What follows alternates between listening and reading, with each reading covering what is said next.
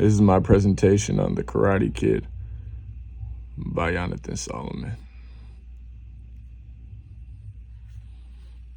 The first nonverbal communication you can see is the introduction to Mr. Miyagi. Daniel LaRusso appears in the opening moments watching Mr. Miyagi. He was doing ordinary chores like pruning his bonsai trees and using chopsticks to capture flies. The opening serves as an example of nonverbal communication in addition to establishing the mood for Mr. Miyagi's persona. The qualities that define Mr. Miyagi's culture are discipline, wisdom, calmness. All of those were really evident in his actions. The next scene that showed misunderstandings and conflict was when Johnny Lawrence and his gang followed Daniel into the bathroom because he was hitting on his girlfriend. This really shows cultural differences and how different methods from different cultures can lead to misconceptions and misinterpretations.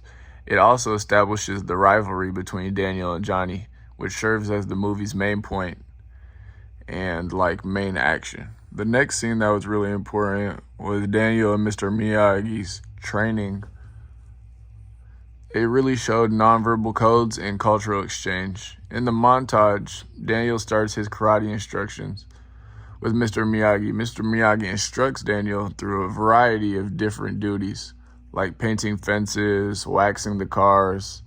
Without using a lot of words, Mr. Miyagi teaches important lessons about technique, discipline, and focus through these exercises, like the wax on and wax off. These demonstrates the value of nonverbal cues in communication, as well as an exchange of cultures. Being Daniel is American and had a different type of upbringing than Mr. Miyagi, because Mr. Miyagi was Japanese. The next scene that stood out to me was the beach training scene. It really showed interpersonal communication. In the scene, Mr. Miyagi and Daniel discuss life and the karate philosophy while sitting on the beach. Daniel learns important life lessons from Mr. Miyagi, like wisdom, by stressing the value of inner strength, balance, and respect. Crossing cultural barriers. This scenario demonstrates interpersonal communication because he's learning from a mentor and connecting to Mr. Miyagi. The last scene that really stood out to me was the All Valley Tournament, last fight. The All Valley Tournament, where Daniel competes against Johnny and his Cobra Kai Academy, serves as the film's conclusion, the end of it.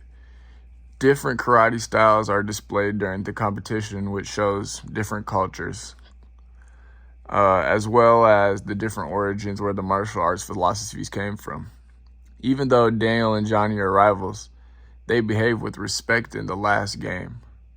The notion of cultural integration and respect for one another emphasizes in this moment through Japanese culture, as Daniel eventually succeeds not to only physically, but also in terms of his own development and comprehension, and grows as a person during this fight.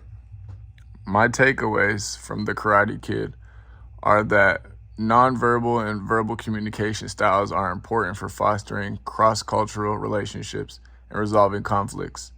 They also emphasize how crucial empathy, respect, and cultural understandings are a very key thing in overcoming barriers and creating deep connections within different cultures.